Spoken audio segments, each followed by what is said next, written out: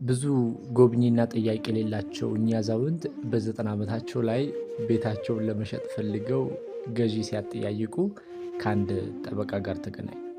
ይህ ጠበቃ አንድሬ ፍራንሷ ራፍሬ ይባላል እና የሴትየዋን በዕድሜ መግፋት ካየ በኋላ ይህን ቤት መግዛት እንደሚፈልግ ቀርቦ አናገራቸው። ዝርዝር ጉዳዩን ማስረዳት ጀመር። በ90 ዓመት ዕድሜው በስተርጅና ሌላ ቤት ፍለጋ መንከራተት የለብዎትም። በሕይወት እስካሉ ድረስ እዚሁ በቤቱ ሊቆዩ ይችላሉ። እኔም የቤቱን ዋጋ በአንድ ጊዜ ሳይሆን በየወሩ $2500 እሰጥዎታለሁ። ከእርሶ የሚጠበቀው ከዚህ ዓለም በሞት ሲለዩ ይህን ቤት ለእኔ ያወርሱኛል አላቸው።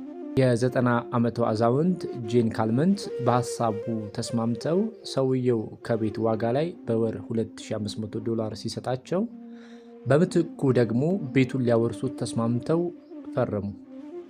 አቅመ ደካማዋ አዛውንት ጄን በዕድሜም ሆነ በሕመም ምክንያት ይህንን ውል በፈጸሙ በወርም ሆነ በ6 ወር ቢሞቱ ጠበቃው መሃል ፓሪስ የሚገኘውን ይህንን የሴትዮዋን ቤት ይወርሳል። 1 ወር ሞላ። ጠበቃውም ወርሃዊ ክፍያውን 2500 ይዞ መጣ። ሴትዮዋም ልክ ባለፈው ወር እንዳያቸው ናቸው፣ ንቁና ጤናማ።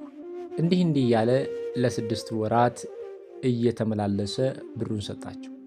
ወይዘሮ ጄን በስተርጅና በጣለላቸው ሰው በሚሰጣቸው ገንዘብ የሚወዱትን ወይንና ምግብ እያገኙ በራሳቸው ቤት ሆነው እርጅናን እያጣጣሙ ነው።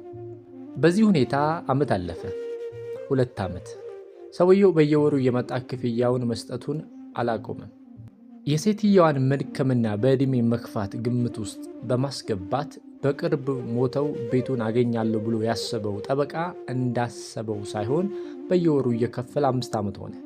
6 ዓመት፣ 7፣ 10 ዓመት አለፈ። አዛውንቷ ሴት አሁንም በሕይወት አሉ። እንዲህ እያለ 20 ዓመት ሞላ። ሰውየውም ውል በገባው መሰረት በየወሩ እየመጣ እየሰጠ 20ም አልፎ 25 ዓመት ሆነ። በዚህ ወቅት ግን ሰውየው ለዓመታት የከፈለው ገንዘብ ከቤቱ ዋጋ በልጦ ነበር። የ47 ዓመት ጎልማሳ ያለ ላገኛቸው የ90 ዓመት አዛውንት የቤቱን ዋጋ በአንድ ጊዜ ከመክፈል ይልቅ ያንን መሳይ ተንኮል ያለበትን ውል ሲፈርም አዛውንቷ ደክመዋልና በቅርብ ይሞታሉ በማለት ነበር። ጠበቃው ያሰበው ሳይሆን ቀርቶ አዛውንቷ የ116ኛ ዓመት የልደት በዓላቸውን አከበሩ። በዛው ዓመትም ራሱ ባመጣው ሕግ ተገዶ የማያውቃቸውን አዛውንት ሲጦር የኖረው ይህ ሰው በ73 ዓመት ዕድሜው ከሴትየዋ ቀድሞ በሞት ተለየ። አስባችሁታል?